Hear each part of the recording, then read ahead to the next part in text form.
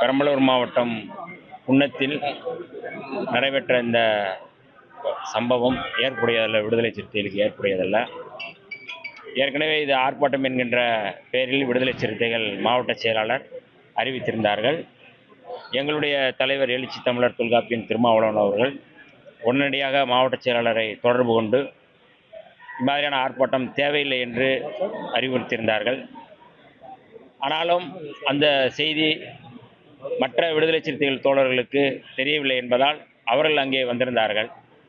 வந்திருந்தவர்கள் மீது திமுக தோழர்கள் கல்லெடுத்து எறிந்து மிக மோசமான ஒரு வன்முறை செயலை அரங்கேற்றியிருக்கிறார்கள். இது ஏற்புடையதல்ல. எங்களுடைய தலைவர் அவர்கள் இம்மாதிரியான வன்முறை சம்பவங்களுக்கு எப்பொழுதுமே இடம் கொடுக்கக்கூடாது என்று சொல்லியிருக்கிறார்கள். நாங்கள் திமுகவை இன்றும் நேசிக்கக்கூடியவர்கள். கடந்த 5 ஆண்டுகள் அவர்களோடு பயணப்பட்டோம். 5 ஆண்டுகள் மட்டுமல்ல, அதற்கு முன்பும் பயணப்பட்டோம். ஆகவே தனிப்பட்ட முறையில் மரியாதைக்குரிய அண்ணன் ராசா அவர்கள் விடுதலை சிறுத்தைகள் மீது என்ன வருத்தமோ கோபமோ தெரியவில்லை. ஆனால் நாங்கள் நாகரிக அரசியலை மேம்படுத்தக்கூடியவர்கள், நாகரிக அரசியலை விரும்புபவர்கள், விடுதலை சிறுத்தைகள் எப்பொழுதுமே அந்த அரசியலை முன்னெடுப்பவர்கள். ஆகவே இது விடுதலை சிறுத்தைகளுக்கு ஏற்புடையதல்ல என்பதை என்னுடைய தலைவர் அவர்கள் வலியுறுத்தியிருக்கிறார்கள்.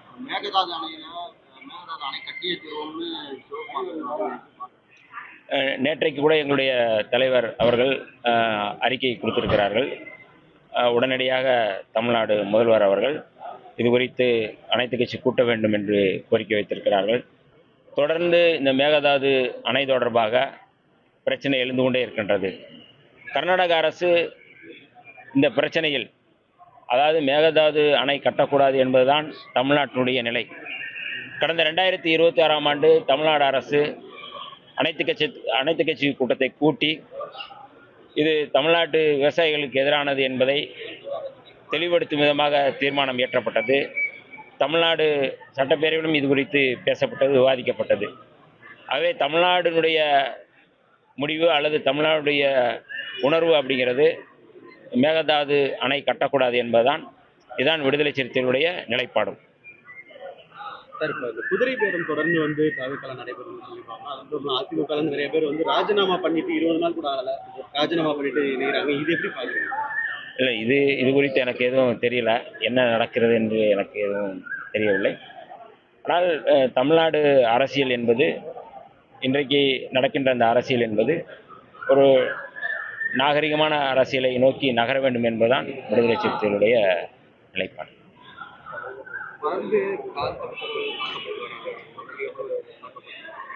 இன்னும் ஆட்சி மாற்ற பிறகு தாக்குதல் நடந்துகிட்டே இருக்கு. ஆட்சிக்கு எது கோரிக்கை வைக்கிறீங்க? நீங்க என்ன சொல்ல வரீங்க? இல்லை, எந்த பகுதியில் இப்போ நடந்தது? ஒரு அடிச்சு இருந்தாங்க, இன்னும் உடல் வாங்க முடியாம பண்ணிக்கிட்டு இருக்காங்க. சிஹெச்ல தொடர்ச்சியாக நடந்துகிட்டே இருக்கு. இதை எப்படி பாக்குறீங்க? புது அரசு அமைஞ்ச பிறகு தொடர்ந்துகிட்டு இருக்கே அது. இந்த சமூக கட்டமைப்பில் ஏற்கனவே நாங்கள் தொடர்ந்து சொல்லி வருகின்றோம். இந்த சமூக கட்டமைப்பு என்பது அப்படி இருக்கின்றது. இதை தடுத்து நிறுத்த வேண்டிய பொறுப்பு எல்லோருக்கும் உண்டு. தமிழ்நாடு அரசு இந்த பிரச்சனையில் இன்னும் கூடுதலாக கவனம் செலுத்த வேண்டிய தேவை இருக்கின்றது. இது குறித்து நாங்கள் கட்டாயம் முதல்வரை சந்தித்து இதை தடுத்து நிறுத்துவதற்கு என்ன தேவையோ, என்ன செய்ய வேண்டும் என்று நாங்கள் தொடர்ந்து பேசி வருகின்றோம். காவல்துறை இன்றும் தாழ்த்தப்பட்ட மக்களுக்கு எதிராக, தலித்துகளுக்கு எதிராக செயல்படுகிறது என்கின்ற ஒரு மிகப்பெரிய வருத்தம் இருக்கத்தான் செய்கின்றது. அதை போக்க வேண்டிய கடமை காவல்துறை அதிகாரிகளுக்கு இருக்கின்றது. அவர்கள் நேர்மையோடு சட்டம் ஒழுங்கை பாதுகாக்க வேண்டிய தேவை இருக்கின்றது. சாதி மதம் பாராமல் சட்டத்தின் அடிப்படையில், சட்டத்தின் வழியில் அவர்கள் ஆட்சி நடத்த வேண்டும், காவல்துறை செயல்பட வேண்டும் என்று நாங்கள் கோரிக்கை வைக்கின்றோம். அதை நோக்கி நாங்கள் அவர்களை கேட்டுக்கொள்வது என்பது இதுதான். தாவேகா அரசு அமைஞ்சதுக்கு அப்புறம் அவங்களுக்கு ஒரு 6 மாச காலம் அவகாசம் கொடுக்கணுன்ற மாதிரி முதல்வர் ஸ்டாலின் பேசியிருக்காரு. இப்போ சிபிஎம் ஒரு தமிழ் என்ன சொல்லியிருக்காருன்னா, கால அவகாசமே கொடுக்கல, எல்லா பேரும் கட்சிக்காரங்களாம் தொடர்ந்து குறை தான் சொல்றாங்க. சிஎம்ஏ ஸ்டாலினா இருந்தப்போ ஸ்டாலின் சிஎம்ஆ இருந்தப்போ 5வது வருஷம் தான் வாக்குறுதிகளை நிறைவேற்றினாரு. கால அவகாசம் எங்க கொடுக்குறாங்க? திமுக தொடர்ந்து விமர்சனம் தான் சண்முகம் பேசியிருக்காங்க. இல்லை, அது அவர்கிட்ட தான் கேட்கணும். அந்த கருத்து மரியாதைக்குரிய தோழர் சண்முகம் அவர்கள் தான் கேட்கணும். அதனால் நீங்கள் அவர்கிட்ட சார், இப்போ இந்த சமூக நலத்துல சமூக நீதியில் இருக்கீங்க. ஏற்கனவே இந்த வேங்கை வேல் விவகாரம் இதே மாதிரி ஆணவ படுகொலை சம்பந்தம் நிறைய நம்ம பார்த்தோம். அந்த பழைய வழக்குகளை எடுத்து விசாரிக்கிறதுக்கு என்ன மாதிரி முயற்சிகள் எடுக்க போறோம்? இனிமே இது போன்ற தவறுகள் நடக்காம இருக்கிறதுக்கு என்ன மாதிரி நம்ம என்ன சொல்றோம்?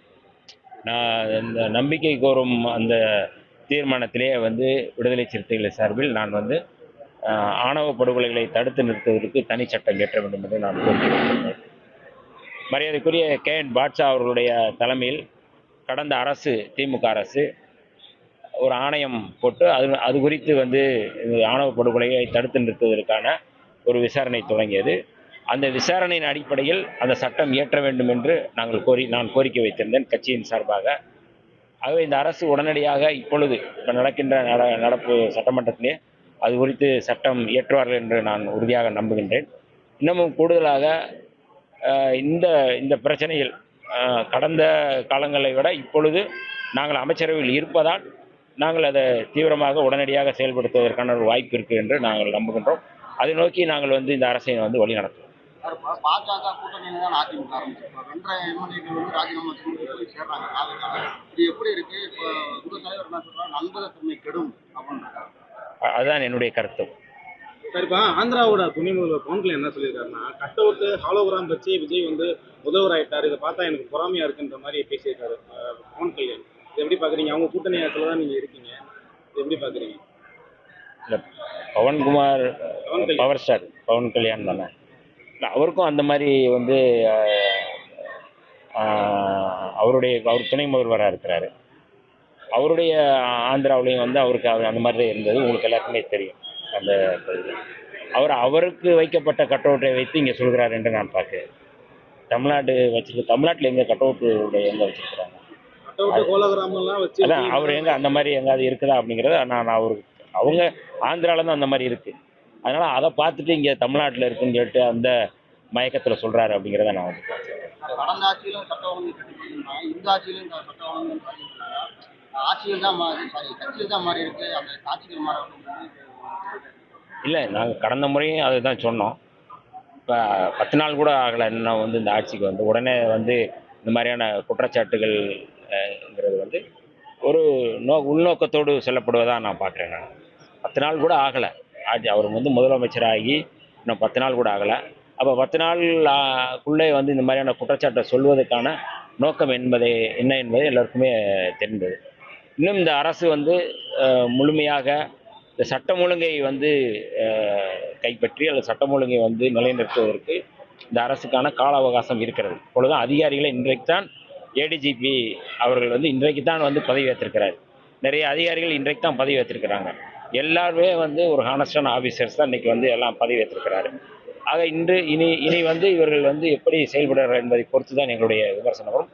கட்டாயம் தமிழ்நாட்டு மக்களுடைய உணர்வுகளை பிரதிபலிக்கக்கூடிய, தமிழ்நாட்டு மக்களுடைய அந்த எண்ணத்தை நடைமுறைப்படுத்தக்கூடிய வகையில் தான் இந்த ஆட்சி இருக்க வேண்டும், இருக்கும் என்று நாங்கள் நம்புகின்றோம். விடுதலை சிறுத்தைகளும் அப்படி தான் நாங்கள் செயல்படுவோம்.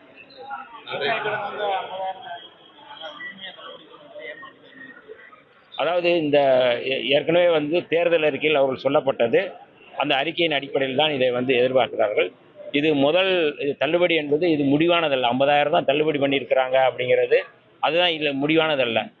படிப்படியாக நிதிநிலை அறிக்கையை பொறுத்து இனிமேல் அந்த தள்ளுபடிக்கான இதை அமைச்சரவையில் பேசப்படும் என்பதில் எந்த மாற்று கருத்தும் இல்லை. ஆகவே இது 50,000 இதோட முடிஞ்சு வச்சு அப்படிங்கிறதெல்லாம் இல்லை. இதுதான் இன்னைக்கு இந்த 50,000 தள்ளுபடி பண்ணதிலிருந்து சொல்லப்பட்ட செய்தி.